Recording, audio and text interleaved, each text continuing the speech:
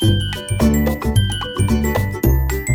बच्चों, आप सभी का पुनः हमारे चैनल आइडियल देव क्लासेस में स्वागत है। बच्चों, आज हम आपके लिए एडगेट अभ्यास पुस्तिका के अंतर्गत विषय संस्कृत लेके आए हैं, जो कक्षा 8वीं के लिए है। और इस एडगेट अभ्यास पुस्तिका को मध्य प्रदेश राज्य शिक्षा केंद्र भोपाल द्वारा वर्ष 2023-24 के लिए बनाया गया है। और इसमें जो संस्कृत के पार्ट दिए गए हैं, उन पार्ट के प्रश्न, महत्वपूर्ण प्रश्न दिए, जो आपके परीक्षा के दृष्टिकोण से बहुत ही इंपॉर्टेंट है। और आज हम इस वीडियो के माध्यम से आपको सप्तम पाठा बताएंगे। सप्तम पाठम क्या है? एकाय बलम। एकाय बलम मीन्स होता है एकता में ही बल होता है। तो सप्तम पाठ 7 बताएंगे। और इसमें दिया एकाय बलम। एकाय बलम मीन्स क्या हुआ? एकता में ही बल होता है, या एकता सफलता, एकता में ही बल होता है। ये क्या हो गया? एकल बलम का अर्थ हो गया। अब देखिए, इसका संक्षिप्त परिचय पढ़ लेते हैं। वर्तमान युग में संगठन में ही शक्ति चरितार्थ है। हमारा शरीर इसका सबसे बड़ा उदाहरण है। शरीर के समस्त अंग मिलकर कठिन से कठिन कार्य को भी सरलतया संपादित कर ले देते हैं। एक तिनका जब अनेक तिनकों से मिलकर झाड़ू का रूप धारण करता है, तब समस्त प्रकार की गंदगी एवं कचरे को दूर करने का सामर्थ्य रखता है। इसी प्रकार अनेक सूतों से मिलकर एक रस्सी बलशाली हाथी को भी बांधने में समर्थ होती है। लकड़ी के एक टुकड़े को आसानी से तोड़ा जा सकता है, लेकिन जब उन टुकड़ों को एक साथ बांध दिया जाए तो उनको तोड़ना मुश्किल है। एकता में शक्ति के यह सभी उदाहरण प्रायोगिक और प्रामाणिक हैं। हमें भी समाज, देश, परिवार, विद्यालय आदि में मिलकर रहना चाहिए, क्योंकि एकता समाज का बल है। एकताहीन समाज दुर्बल है। इसलिए राष्ट्र हित में सोचने वाले एकता को बढ़ावा देते हैं। विश्व में जब जब उन्मत्त मंदांत शक्तियों ने इस संसार पर अपना आधिपत्य जमाना चाहा है, तब तब सामान्य से सामान्य व्यक्तियों ने संगठित होकर इन्हें धराशायी किया है। एकता सफलता का आधार है, और हम यह लोगों को समझने में भी सहायता करता है। प्रस्तुत पाठ में हम एकता के बल पर आधारित कथा का अध्ययन करेंगे। तो चलिए देखते हैं पाठ 7 से संबंधित प्रश्न। आप इस पाठ को, प्रश्नों को, उत्तरों को हल करने से पहले पाठ को पढ़ लीजिए, उसके अर्थ समझ लीजिए। उसके बाद जो आपको प्रश्न दिए, इनके उत्तर बताइए।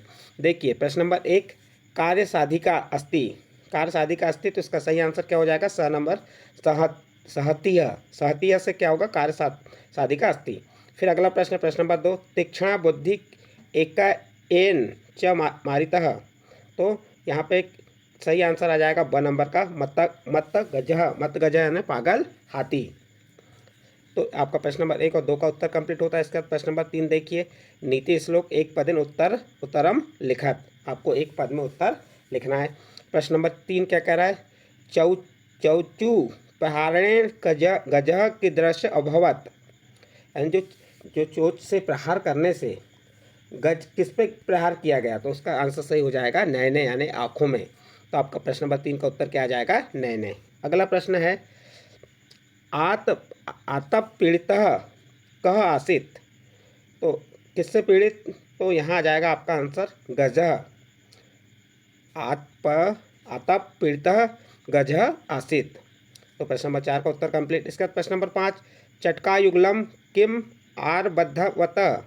तो आपका सही आंसर हो जाएगा इसका कातर क्रदंतम। तो इसका आंसर आपका प्रश्न नंबर 5 का आंसर हो गया। इसका प्रश्न नंबर 6 क्या कह रहा है? मच्छिका कम उपायम पृष्ठवती। मच्छिका मीन्स मक्खी ने क्या उपाय बताई? तो उसका सही आंसर हो जाएगा चतुर्मंडुकम।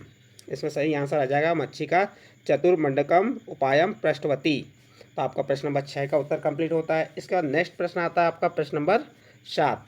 ये कैसे प्रश्न है? एक वाक्य उत्तर में, यानी एक वाक्य में इसमें उत्तर लिखना है आपको। चलिए, प्रश्न नंबर 7, गजह नयनम निमीलय केन मुग्ध अभवत। तो देखिए, यहाँ पे आपको प्रश्न दिया, इसी प्रश्न से हम उत्तर बनाएंगे। कहाँ से चालू कर देंगे? गजह से चालू करेंगे। गजह नैनम निमिलय, और केन की जगह क्या आ जाएगा? वीणा वादने मुग्ध। वीणा वादनेन मुग्ध किसके जगह आ जाएगा? केन के जगह आ जाएगा। बस आपका क्या आना है? वीणा वादनेन। मुग्ध तो पहले से दिया है, अभवत। तो इस प्रकार से आपका प्रश्न नंबर 7 का उत्तर क्या बन जाएगा? गजह नैनम निमिलय वीणा वादनेन मुग्ध अभवत। यहाँ पे आपका प्रश्न नंबर 7 कंप्लीट होता है। इसका नेक्स्ट प्रश्न आता है आपका प्रश्न नंबर 8, चटका युगलम अंडानी दत्वा कथम आसित। तो देखिए, इसका उत्तर क्या बनेगा? आप कहाँ से चालू कर देंगे? यहीं से चालू करेंगे। चटका युगलम अंडानी दत्वा कथम के जगह क्या आ जाएगा, प्रश्नम आसीत। तो यहाँ पे आपका कथम के स्थान पर क्या आ जाएगा, प्रश्नम, अति प्रश्नम। इस प्रकार आप प्रश्न नंबर 8 का उत्तर लिख सकते हैं। नेक्स्ट प्रश्न है आपका प्रश्न नंबर 9, रुदनम श्रुत्वा काष्ठभित्कः चटकायुगलम किम उक्तवान। देखिए, जो चिड़ियों का जोड़ा था उनका रोना सुनकर जो काष्ठभेदक मीन्स होता है कटफोड़ा जो होता है, उसने क्या कहा। तो आप उत्तर बता देंगे, रुद्रम सृष्टा काष्ठभेदकः चटकायुगलम रोदनेन अलम उक्तवान। उनने क्या कहा, रोना बंद करो। इस प्रकार से आप प्रश्न नंबर 9 का उत्तर लिख सकते हैं। इसके बाद प्रश्न नंबर 10 है, चटकाया अंडानी कुत्र आसन। एंड जो चिड़ियाँ हैं वो अंडे कहाँ देते हैं, उनका अंडे देने का जगह स्थान क्या है। तो आप आंसर बता देंगे, चटकाया अंडानी कुत्र के जगह क्या आ जाएगा, शाखायाम आसन। तो जो चिड़िया है वो कहाँ पर देती थी, शाखाओं में, जो घोंसला है उसमें अंडे देती थी। इस प्रकार से आप प्रश्न नंबर 10 का उत्तर लिख सकते हैं। इसके बाद नेक्स्ट प्रश्न आता है आपका प्रश्न नंबर 11, और ये कैसे प्रश्न है आपके, दीर्घ उत्तरम लिखत, यानी कि दीर्घ उत्तरी प्रश्न है। चलिए प्रश्न नंबर 11 क्या कह रहा है, चटका युगलम गज प्रति का योजनाम अर्चरयत सौदेशु शब्देशु लिखत। यानी कि जो चिड़िया के युगल में जोड़े ने हाथी के लिए क्या योजनाएं बनाई, अपने शब्दों में लिखिए। चलिए हम इसका उत्तर बता रहे हैं, तेह सर्वे मिलित्वा एका योजना निश्चिता। यानी कि यहाँ पे जो सभी लोग मिलके एक योजना बनाई, सर्वेशा दायित्वम वितरितम, यानी सभी को अपना अपना दायित्व वितरित कर दिया, बांट दिया गया। तदानुसार मध्याह्ने मक्षिका कर्णयो वीणा वादन कृत। जो मक्खी है वह किसके, उसके गज के यानी हाथी के कानों में क्या करेगी, वीणा वादन। तावत एव काष्ठभेदकः, काष्ठ यानी कि जो कटफोड़ा है काष्ठभेदक है, तस्य नयने चचु पहाड़। और उसके बाद काष्ठ जो कटफोड़ा है वो क्या करेगा, अपनी चोंचों से जो हाथी के हाथों, तस्य मीन्स हाथी के आँखों पे प्रहार करेगा। तो इस प्रकार से प्रश्न नंबर 11 का उत्तर लिख सकते हैं आप। इसके बाद नेक्स्ट प्रश्न है आपका प्रश्न नंबर 12, पाठा द्वितीय विभक्ति युगल पदानी चित्वा लिखत। यानी पाठ में आई द्वितीय विभक्ति के पदों को यहाँ पे आपको बताना है। यथा यानी जैसे युगलम मित्रम ताम्र। तो इसी प्रकार जो आपके पाठ है, ये जो पाठ कौन सा पाठ है आपका, पाठा सप्तम पाठा के में जो द्वितीय विभक्ति के पद आए उन्हें लिखना है। जैसे प्रश्नम, अलम, वितरितम, सौमित्रम, विनष्टम, कत्रम च आदि। तो इस प्रकार से आपको यहाँ पे द्वितीय विभक्ति के पदों को लिखना था।